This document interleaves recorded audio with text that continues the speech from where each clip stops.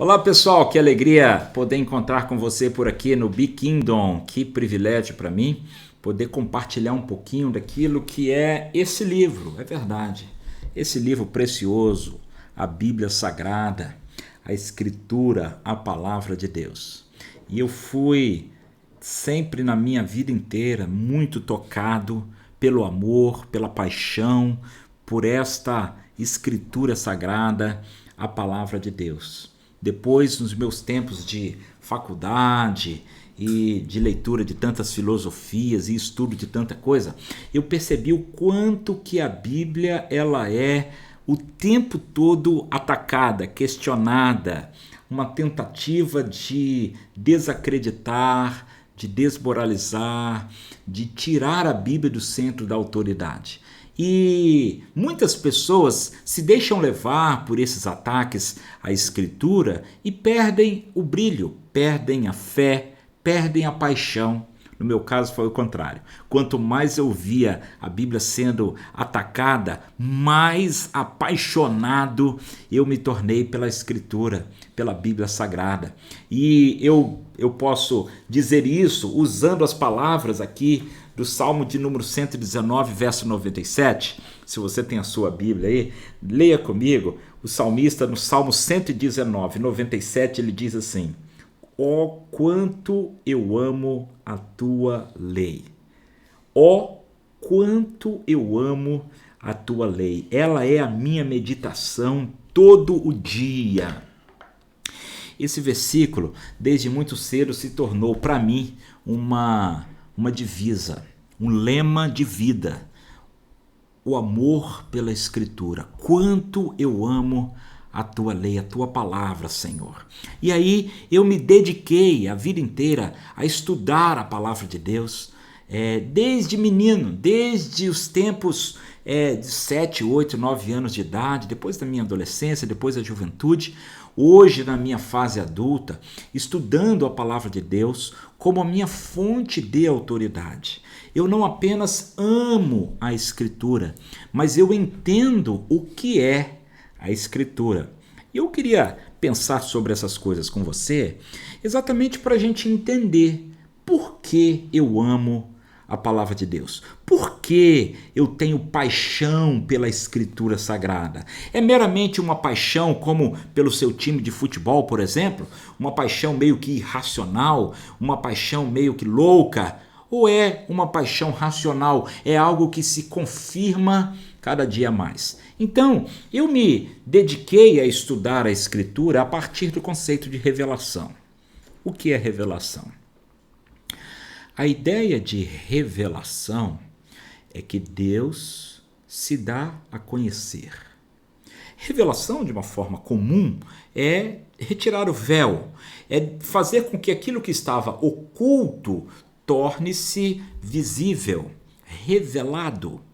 Quando a gente pega o conceito de revelação, teologicamente falando, acerca da pessoa de Deus, Deus deseja se tornar conhecido. Deus se revela, Deus se mostra. É claro que Deus se revela naquilo que eu e você podemos conhecê-lo. Nunca nós conheceremos tudo acerca de Deus, porque para conhecer tudo acerca de Deus é preciso ser o próprio Deus. Se eu e você algum dia fôssemos capazes de entender tudo sobre Deus, só Deus para entender Deus. A nossa mente é limitada, a nossa mente é finita, e entender um Deus infinito, ilimitado, eterno, todo-poderoso, onisciente, onipresente, onipotente. Então, nós podemos conhecer a Deus naquilo que Ele se dá a conhecer para nós. Então, acompanhe um raciocínio comigo. Deus deseja se revelar. Deus toma a iniciativa de se revelar para os seres humanos. E por que é que Deus quis se revelar? Você já parou para pensar nisso? Será que Deus precisava se revelar? Deus tinha alguma necessidade ou alguma carência para se revelar a mim e a você ou aos seres humanos de uma forma geral? Claro que não. Deus quis se revelar. Por quê? Por quê? O que é que você pensa? Pense um pouquinho sobre isso. Qual o motivo? Qual o propósito? Qual o porquê de Deus querer se revelar? Talvez você possa pensar assim, não, Deus quis se revelar para se exibir, para mostrar o quanto ele é grande, para tirar onda, não é? Para se mostrar melhor do que os outros. Claro que não, isso não condiz com o caráter santo de Deus. Não foi para se exibir, não foi também por uma carência afetiva. Ah, Deus estava tão tristezinho que ele quis se mostrar. Claro que não. Deus é o ser autoexistente. Deus existe por si só. E na Santíssima Trindade, ele tem comunhão perfeita. Então, por que será que Deus quis se revelar? A resposta é muito simples. Deus quis se revelar porque ele desejou ter relacionamento com o ser humano. O motivo de Deus se mostrar, o motivo de Deus se revelar é para estabelecer relacionamento comigo e com você. E por que é? Aí vem uma outra pergunta. Por que é que Deus quis ter relacionamento comigo e com você? Por que é que Deus quis ter relacionamento com o ser humano? Porque ele nos ama. A motivação amorosa de Deus, o Deus amoroso, em seu santo amor, nos criou, nos sustenta e se relaciona conosco em amor. E para que Deus se relacionasse conosco em amor, ele quis se revelar, ele quis se fazer conhecido. Porque como é que eu poderia amar a Deus se eu não conhecesse nada de Deus? Como é que eu poderia me relacionar com Deus se eu não conhecesse nada sobre Ele? Como é que eu poderia me tornar amigo de Deus se eu nunca ouvi falar nada sobre esse Deus?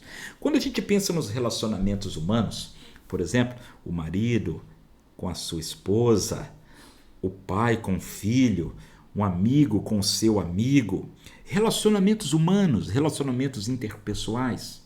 Quanto mais eu conheço a minha esposa, melhor eu me relaciono com ela e mais profundo é o nosso relacionamento. Quanto mais eu conheço um amigo, quanto mais o pai conhece o filho conhece o pai, quanto mais os nossos relacionamentos se aprofundam por meio do conhecimento mútuo, mais sólido, mais efetivo, mais intenso será esse relacionamento. Da mesma forma, eu e Deus, você e Deus. Deus nos criou, movido por seu santo amor. Deus nos amou antes mesmo de nos criar. Ele nos cria movido por amor. E ele deseja ter relacionamento conosco. Você consegue entender a profundidade disso? Você consegue entender a grandiosidade disso? O Deus Criador do universo, o Deus que é o Senhor do céu e da terra, ele se importa comigo e com você. E ele me ama, a mim e a você. E ele quer ser meu amigo, ele quer ser nosso amigo. E para ser nosso amigo, ele se revela, ele se dá a conhecer, ele se mostra, ele quer ser conhecido para que este conhecimento nos aprofunde o relacionamento de amizade. Olha que coisa linda.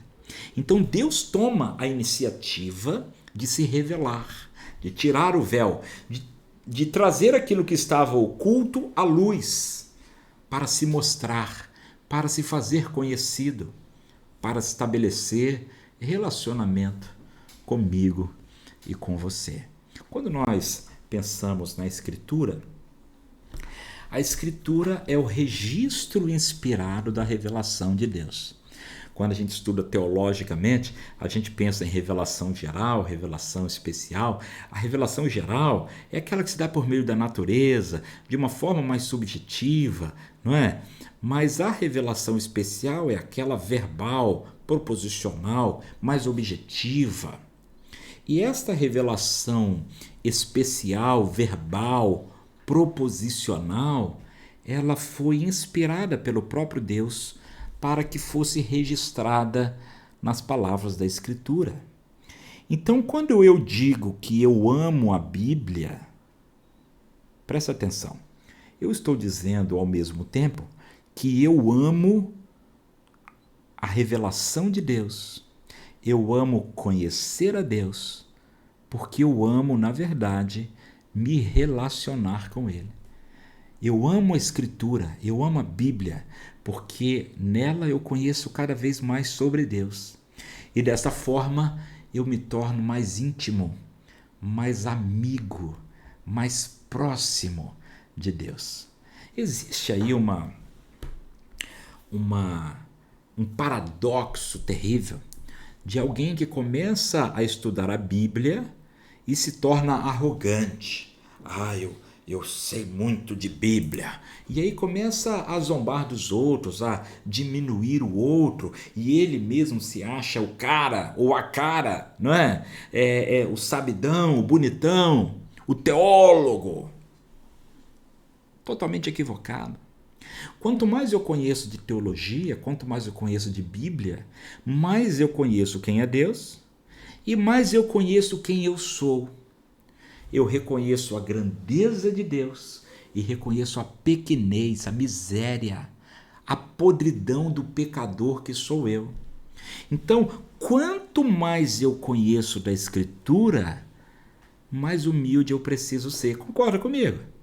Pensa bem. Quanto mais eu conheço a Escritura, mais eu me aproximo de Deus, mais eu reconheço a minha miséria e ao mesmo tempo a grandeza do Senhor. Então eu não posso de forma alguma me tornar arrogante. Quem é arrogante está longe de conhecer a Deus. Quem de fato conhece a Deus se torna humilde, porque o nosso relacionamento com Deus nos faz contrito de coração. Reconhecer que um Deus tão grande amou o miserável como eu e amou a ponto de enviar o seu filho Jesus para me salvar. Eu não mereço isso. Então eu me constranjo, eu me quebranto diante desse amor e nesse relacionamento de amizade mais próximo de Deus, mais eu amo meu irmão, mais humilde eu me torno, mais eu desejo também conhecer a Deus e fazê-lo conhecido.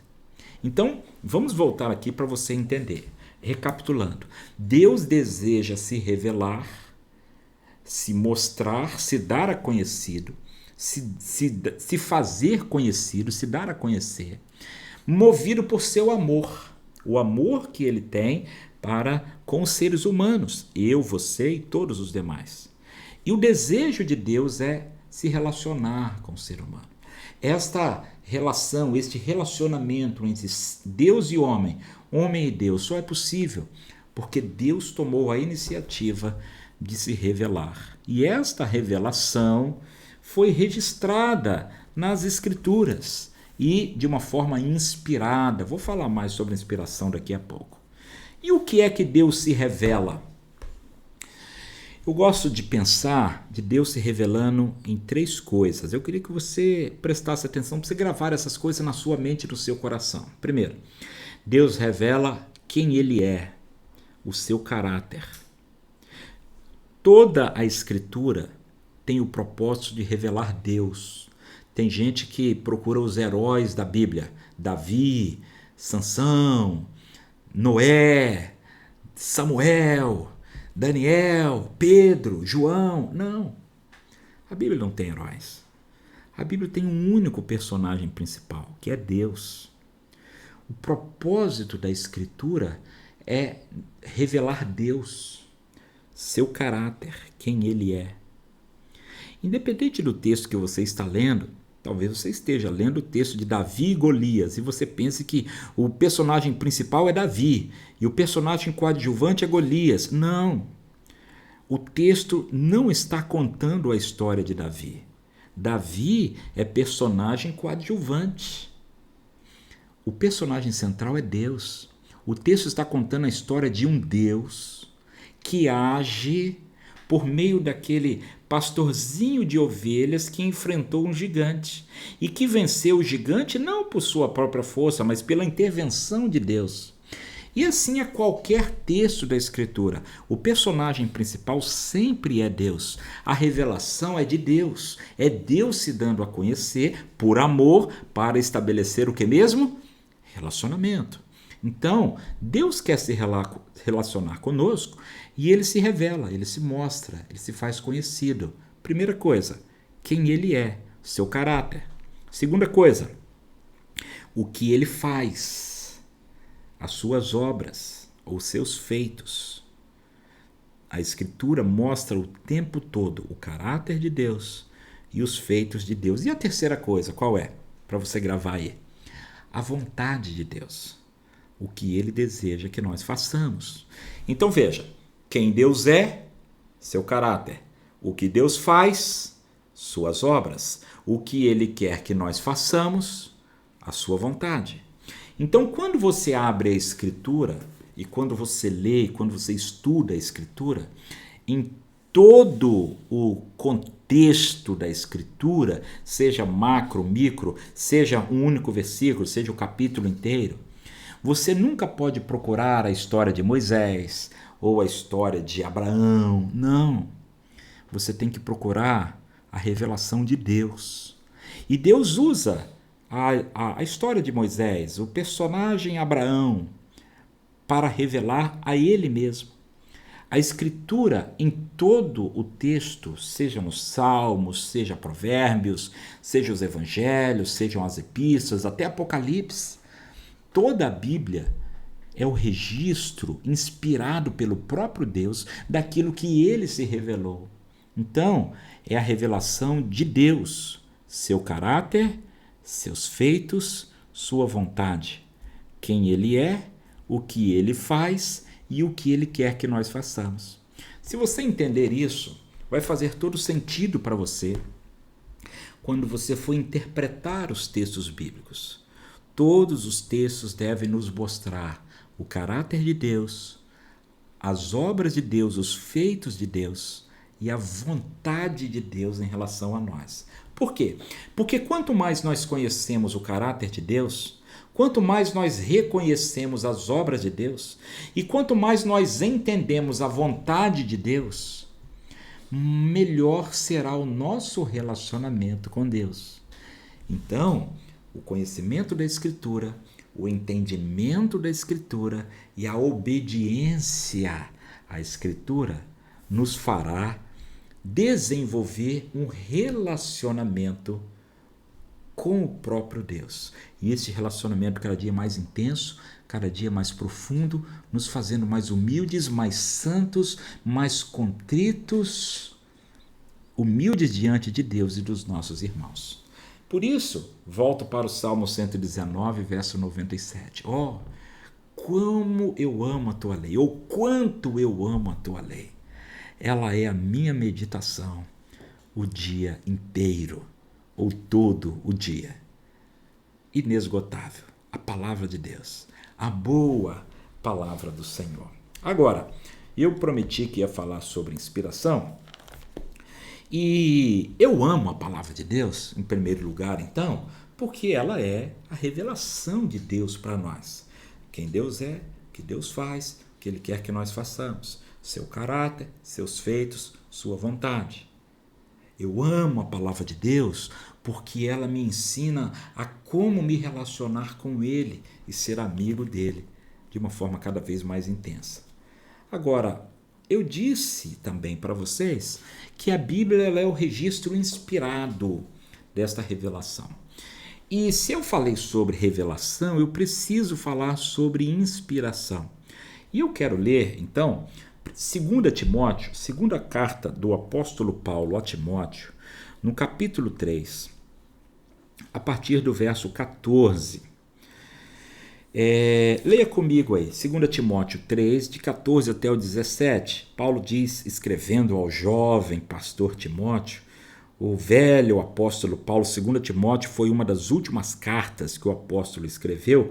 Ele já estava bem avançado em idade, muito experiente no seu ministério, e ele escreve assim: Tu, porém, permanece naquilo que aprendestes e de que fostes inteirado, sabendo de quem o aprendeste, e que desde a infância sabes as sagradas letras, que podem fazer-te sábio para a salvação pela fé em Cristo Jesus.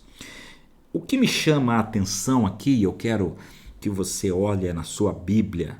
Se você tiver com a Bíblia de papel, pode sublinhar. Se você tiver com a Bíblia digital, você pode marcar e fazer uma anotação. Porque Paulo diz assim: as sagradas letras. Sagradas letras. Olha a devoção, olha o respeito, olha a maneira como Paulo trata desta escritura. Olha o amor. Você consegue perceber isso? Paulo está dizendo para Timóteo assim: Timóteo, permanece naquilo que você aprendeu desde a infância. Timóteo vinha de um lar cristão, apesar do seu pai ser grego, mas a sua mãe e a sua avó instruíram o menino Timóteo nas Escrituras. E quando Timóteo conhece as Escrituras, e Paulo trata essas Escrituras de sagradas Escrituras, você consegue perceber o tom reverente? Você consegue perceber o tom apaixonado, como Paulo se refere à Escritura? Não é um livro qualquer, não é um livro de filosofia, não é um livro de teorias. Não. Timóteo, você sabe, desde menino você aprendeu as sagradas letras. Então permanece, Timóteo, permanece. Essa é uma questão que muitas vezes algumas pessoas se perdem. Começa a estudar filosofia daqui, filosofia dali, teologia disso, teologia daquilo, e se afasta da Escritura. Eu digo aos meus alunos do seminário: vocês vão ler muitos livros, vão pedir para você fazer resumo, resenha, trabalho de 350 mil livros, mas nunca se afaste desse livro. Porque o que vai fazer diferença na sua vida, no seu casamento, no seu ministério, no seu dia a dia, é esse livro sagrado, a Sagrada Escritura. E é isso que Paulo está dizendo para Timóteo. Timóteo, desde menino, com sua avó Lode, com sua mãe Eunice, elas ensinaram você as sagradas letras. Então, são essas sagradas letras que você deve permanecer nelas. Não se iluda, Timóteo, se fosse hoje, Paulo diria assim: não se iluda com qualquer vídeo do YouTube, não se iluda, Timóteo, com esses teólogos do YouTube. Permanece nas sagradas letras, permanece nas Escrituras. E olha o que ele diz, ele completa, olha aí na sua Bíblia no verso 15, que essas sagradas letras podem tornar-te sábio para a salvação pela fé que há em Cristo Jesus. Então veja, a Sagrada Escritura, por que eu amo a Escritura? Por que eu amo a Bíblia? Por que paixão pela palavra de Deus? Porque ela nos torna sábios. E a sabedoria verdadeira não deixa ninguém arrogante. De novo eu vou tocar no assunto da arrogância. Porque um líder arrogante não é líder coisa nenhuma. Se alguém se julga melhor do que o outro, não entendeu nada, tem que voltar lá para o final da fila. A palavra de Deus nos deixa sábios verdadeiramente. E uma sabedoria humilde, contrita, devota. E ele diz, essas sagradas letras podem fazer-te sábio para a salvação. Não é apenas uma sabedoria para o dia a dia aqui, para uma filosofia de vida meramente temporal, mas é uma sabedoria para a salvação. E salvação, o texto continua, pela fé que há em Cristo Jesus. Então veja, por que eu amo a Bíblia? porque ela é poderosa para me trazer sabedoria e salvação por meio da fé que há em Cristo Jesus. Tem gente que começa a estudar a Bíblia e perde a fé. Como assim? Como assim? Paulo está dizendo o contrário. Quanto mais eu estudo a Escritura, mais eu fortaleço a minha fé. Eu me torno sábio para a salvação pela fé que há em Cristo Jesus. Agora, olha o verso 16. É muito interessante o verso 16. Ele diz assim: toda a Escritura é inspirada por Deus. Caramba! Vou ler de novo.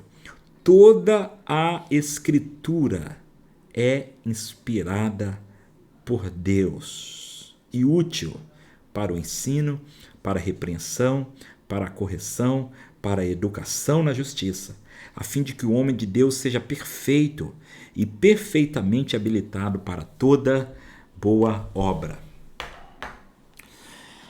A maneira como esses livros da Bíblia foram colecionados, e você sabe disso, a Bíblia ela é uma verdadeira biblioteca. É uma coleção de livros, é um conjunto de livros.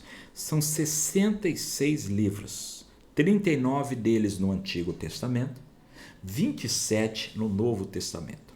A maneira como esses livros foram reconhecidos ao longo da história, e essa história durou séculos, milênios, para que esses livros fossem reconhecidos e aceitos, tanto por meio da comunidade judaica, no caso dos livros do Antigo Testamento, como também por meio da comunidade cristã, das igrejas, no caso do Novo Testamento. Esses livros foram aceitos, foram recepcionados, foram reconhecidos como livros de Deus, foram reconhecidos como livros inspirados, foram reconhecidos como palavra de Deus, em um processo relativamente longo, relativamente complexo, mas ao mesmo tempo relativamente curto, relativamente simples. Por quê? Porque o processo de canonicidade, como é o termo técnico, que nós falamos do reconhecimento desses 66 livros, demorou um pouquinho mais. Mas o processo de cada comunidade local receber aquela escritura e reconhecer como palavra de Deus era quase que imediato, ou imediato mesmo, a partir dos autores proféticos ou sacerdotais, no caso do Antigo Testamento, ou dos apóstolos e seus companheiros, no caso do Novo Testamento. Então, esses 66 livros, que hoje nós temos o cânon fechado das Escrituras, o cânon completo, eles são todo ele, palavra de Deus inspirada. É isso que Paulo está dizendo aqui no verso 3,16. Preste atenção. Toda a Escritura é inspirada. Toda a Escritura. Eu não posso me dar ao luxo de dizer assim, não, o Salmo 23, eu amo o Salmo 23, Salmo 23 é inspirado. Ah, mas aquela parte que fala para eu amar o inimigo, aquela parte ali eu não gosto não, aquela parte ali não é inspirada não. Eu não posso escolher o que eu quero que seja inspirado ou o que eu quero que não seja inspirado. Aquilo que eu gosto, aquilo que é legal para mim, inspirado. Aquilo que eu não gosto porque ataca o meu pecado, ataca a minha avareza, ataca a minha luxúria, ataca a minha hipocrisia, aquilo que me confronta, aí eu não, isso aí eu não quero não, isso aí não é Bíblia não, isso aí era coisa da cultura, isso aí tem que mudar, isso aí tem que atualizar a Bíblia, porque isso me agride, isso agride a modernidade, isso agride a mente moderna, isso agride o senso comum do que se diz hoje. Então isso aí não é Escritura. Meu amigo, minha amiga, está errado. O que Paulo está dizendo é que toda a Escritura é inspirada por Deus. Toda ela, de Gênesis a Apocalipse. Não tem nada desatualizado. Não tem nada ultrapassado. Não tem nada que saiu de moda. Existe sim muita coisa que confronta o pecado dos nossos dias. E o que eu preciso fazer não é mudar a Escritura para se conformar ao pecado, mas mudar a nossa atitude pecaminosa para se conformar à vontade de Deus revelada na Escritura. Eu não tenho direito de dizer isso eu gosto e isso eu não gosto. Esse livro é bom, esse livro é ruim. Não. Toda a Escritura. E aí eu aproveito para falar uma outra coisa aqui com você. Se toda a Escritura é inspirada, você já leu toda a Escritura? Porque a gente diz assim, eu amo a Escritura. Eu amo a palavra de Deus. Oh, quanto eu amo a tua lei. Mas você já leu ela toda? Não. Ué, alguma coisa está errada. Porque quando a gente ama a Escritura, a gente gasta tempo com ela. Eu tenho um hábito, eu julgo ser um bom hábito. Desde os tempos do seminário, eu quis ler a minha Bíblia toda antes de ir para o seminário. E eu li a minha Bíblia toda antes de ir para o seminário. Aí quando eu cheguei no seminário, o professor disse assim, você vai ter que ler a sua Bíblia toda todos os anos do seminário. Aí eu li a Bíblia toda no primeiro ano, li a Bíblia toda no segundo, no terceiro, no quarto ano. Quando eu me formei, eu pensei, eu vou continuar, eu quero ler a Bíblia toda todos os anos. E desde então eu leio a minha Bíblia toda todos os anos. E como isso é precioso. Eu não posso ser um leitor apenas do livro dos Salmos, ou do Evangelho de João, ou de uma carta de Paulo que eu gosto muito, Filipenses. Eu preciso ler a Escritura toda, porque toda ela é palavra de Deus. O texto diz, toda a Escritura é inspirada por Deus. A palavra para inspirada significa soprada, theopneustos, da língua grega. Theopneustos é soprada por Deus. É como se Deus soprasse no ouvido daqueles homens santos que escreveram a Escritura. Eles escreveram no uso de sua razão. Eles não estavam em transe como se fosse uma psicografia, não. Eles estavam no uso de sua razão, eles estavam bem conscientes, eles usaram a sua língua, eles usaram o seu vocabulário, eles tinham que conjugar os verbos, fazer as concordâncias nominais.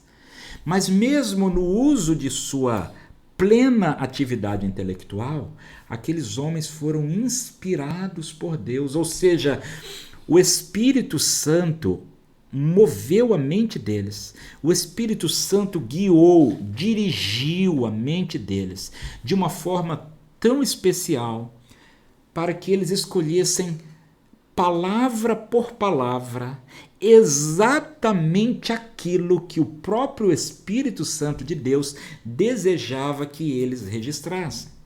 Então veja, para você entender bem isso, processo de inspiração não é apenas dizer que Deus deu uma ideia, uma luz para aquele homem escrever. Não. Vai além disso. Não é apenas uma ideia brilhante, uma capacitação genial. Não. A inspiração da Escritura significa que aqueles homens tinham sim a sua plena consciência e usaram o seu vocabulário dentro do seu tempo, espaço cultural, mas a mente deles foi dirigida. Deus soprou, theopneustos. Deus conduziu, Deus guiou a mente do escritor para escolher exatamente aquele verbo naquele tempo verbal e naquela declinação. Exatamente aquela palavra naquele gênero masculino, feminino, neutro, que a língua grega tem o gênero neutro. Deus usou a mente, Deus dirigiu, Deus guiou, Deus moveu a mente daquele escritor para registrar exatamente, palavra por palavra, exatamente o que ele mesmo desejaria que fosse escrito. Então veja, se por um lado Deus se revelou, por outro lado Deus inspirou. O que significa isso?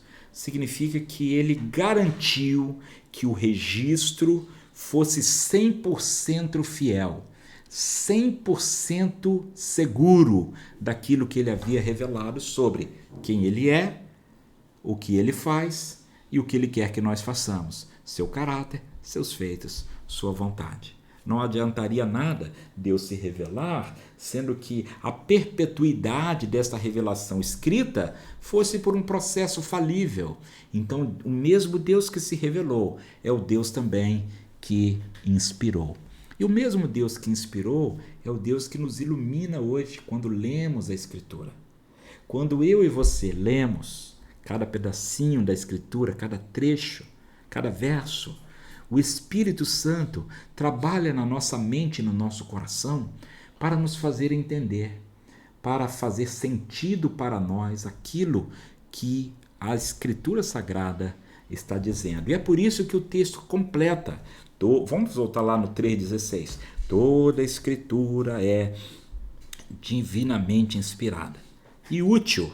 Algumas traduções trazem útil, outras traduções trazem proveitosa para o ensino, para a repreensão, correção e educação na justiça. Veja, há um sentido bastante prático de Deus se revelar e Deus inspirar e Deus iluminar a mente do leitor para que esta palavra faça valer a pena no sentido prático. Ela é útil, ela é proveitosa para o ensino, para a repreensão, para a correção, para a educação na justiça. Com qual objetivo? Olha o verso 17. A fim de que o homem de Deus seja perfeito e perfeitamente habilitado para toda boa obra. Por que eu amo a palavra de Deus? Porque eu amo a Bíblia?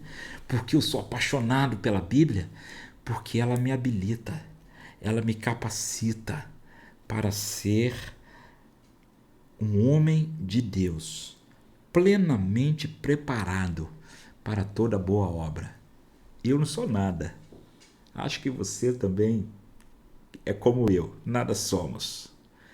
O que eu poderia fazer no reino de Deus, na obra de Deus? O que eu mesmo, de mim mesmo, poderia contribuir? Nada.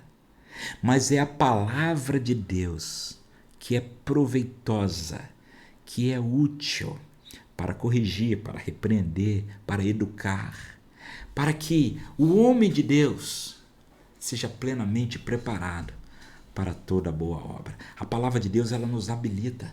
A palavra de Deus, ela nos aperfeiçoa. A palavra de Deus, ela nos torna aptos para a obra do ministério. Então, quanto mais eu conheço a Escritura, quanto mais eu me aproximo de Deus e quanto maior e mais intenso meu relacionamento com Ele, mais habilitado, mais preparado eu serei, nós seremos para a boa obra do ministério. E por falar em boa obra do ministério, eu queria que você voltasse a sua Bíblia aí, o último texto que a gente vai ler, em 2 Timóteo capítulo 2, a gente leu o 3,16, agora vamos ler o 2,15. Porque aqui o apóstolo Paulo mais uma vez exorta o jovem Timóteo, dizendo: procura apresentar-te a Deus. Algumas traduções dizem: procura apresentar-te diante de Deus, aprovado. O que significa ser obreiro aprovado? E ele diz que não tem do que se envergonhar e que maneja bem a palavra da verdade. Acho que esse é o meu objetivo e o seu. Como líderes, como trabalhadores do reino que somos, cada um de nós, apaixonados pela Escritura, apaixonados pelo relacionamento com Deus, sedentos, desejosos de conhecer mais a Deus, de ir mais a fundo no conhecimento do Senhor. Quanto mais nós desejamos isso, nós, ao mesmo tempo, queremos também nos apresentar diante desse Deus. E quando a gente pensa em se apresentar diante de Deus, a gente não pode se apresentar de qualquer maneira. E ele recomenda, o Paulo recomenda a Timóteo, procura apresentar-te diante de Deus aprovado, como um obreiro que não tem do que se envergonhar e que maneja bem a palavra. Então, se nós amamos a Bíblia, se nós amamos a Jesus, se nós amamos o ministério que Ele nos confiou, se nós somos aqueles homens e mulheres que desejamos ardentemente um relacionamento profundo com o Senhor, vida com Deus, vida de santidade, resplandecer como astros no mundo, nós mesmos não podemos ser achados reprovados. Por isso Paulo diz, procura apresentar-te diante de Deus aprovado, obreiro aprovado, que não tem do que se envergonhar. A ideia aqui tem a ver com uma blusa de lã. Eu queria que você imaginasse isso, uma blusa de lã, aquela blusa de frio de lã, e que muito bonita, muito bem acabada. Aí tem às vezes aquela blusa de lã, fica um fiozinho solto assim, você já viram? Aí você puxa aquele fiozinho para arrancar, né? Para não ficar aquele fio solto, aí você puxa o fio. Só que em vez de arrancar o fio da blusa de lã, quando você começa a puxar, o que acontece? Vai desmanchando cada vez mais e aquilo que era um fiozinho, daqui a pouco é um fiapo e a blusa vai se deformando e daqui a pouco não serve mais para nada, está toda estragada. A ideia é de que aquele que não tem do que se envergonhar não significa que não tenha pecados. Porque quem é que não tem pecados? Eu tenho. Você também tem. Nós temos pecados. Mas a ideia é de que os nossos pecados precisam ser confessados diante do Senhor Jesus e perdoados, lançados no fundo do mar, de forma que nós não temos do que nos envergonhar. Não tem fio solto. Ninguém tem um fio solto para puxar e estragar aquela blusa de lã. Não há fio solto, não há pegada. Está tudo liso, está tudo bonito. Porque apesar de nossas imperfeições, pecados, lutas, etc., isso está resolvido na cruz de Cristo. Então, procura apresentar-te diante de Deus, aprovado, como obreiro que não tem do que se envergonhar, mas, por fim, que maneja bem. Manejar bem, a palavra usada aqui é como o pedreiro, né? Que antigamente o pedreiro pegava pedra e não tinha tijolos de barro, como nós temos hoje esses tijolos furadinhos, eram pedras mesmo. Então o pedreiro pegava aquela pedra e ele media no tamanho da parede e nem sempre encaixava, porque cada pedra era de um tamanho. Então ele pegava a sua colher de pedreiro e cortava exatamente o tijolo do tamanho exato que encaixava na parede. Era a habilidade do corte. Era a habilidade do pedreiro que manejava bem a sua ferramenta de trabalho. É assim também comigo e com você. Nós precisamos manejar bem. Nós precisamos conhecer a Escritura. E é um caminho infinito, é um poço sem fundo.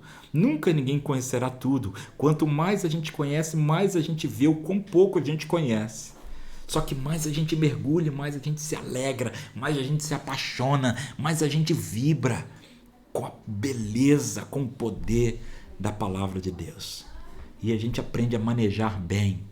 Então, líderes, pastores, líderes de pequenos grupos, líderes de juventude, seminaristas, irmãos e irmãs queridos que me ouvem, procura apresentar-se diante de Deus, aprovado, como um obreiro que não tem do que se envergonhar e que maneja bem a palavra do Senhor. Louvado seja Deus pela sua palavra, pelo privilégio que nós temos, pois Ele nos deu a boa palavra. Ame a palavra do Senhor. Ame. Valorize a palavra do Senhor. Estude, leia, memorize. E, acima de tudo, obedeça, viva, pratique a palavra do Senhor. Posso orar com você? Ó Deus, obrigado pela tua palavra. Como é bom termos a palavra do Senhor ao nosso alcance. Que privilégio, que tesouro para nós.